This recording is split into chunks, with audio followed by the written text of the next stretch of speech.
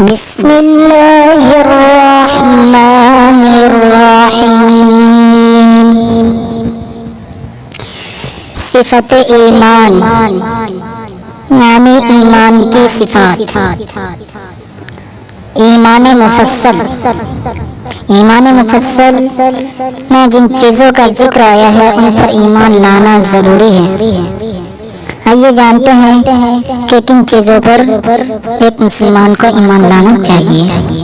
ایمان مفصل: آمنت باللہ وملائکتہ وکتبہ ورسلہ والیوم الآخر والقدر خیرہ وشرہ من اللہ تعالی والبعث بعد الموت۔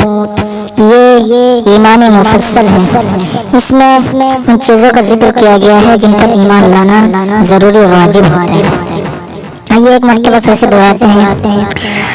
آمنت باللہ وملائکتہ وکتبہ ورسلہ والیوم الآخر والقدر خیرہ وشرہ من اللہ تعالی والبعث بعد الموت۔ اس کا ترجمہ ہے: میں ایمان لایا اللہ پر اور اس کے فرشتوں پر اور اس کی کتابوں پر اور اس کے رسولوں پر اور قیامت کے دن پر اور اچھی پوری تقدیر پر کہ وہ اللہ تعالیٰ کی طرف سے ہے اور مرنے کے بعد دوبارہ اٹھائے جانے پر۔ ایمان مجمل میں بھی اللہ تعالیٰ کی صفات کا ذکر کیا گیا ہے۔ آئیے ہم سیکھتے ہیں ایمان مجمل۔ آمنت باللہ کما ہوا باسمائہ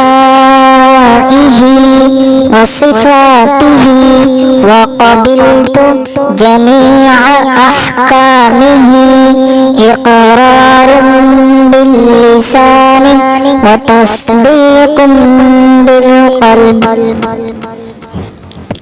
ایک مرتبہ پھر سے دہراتے ہیں۔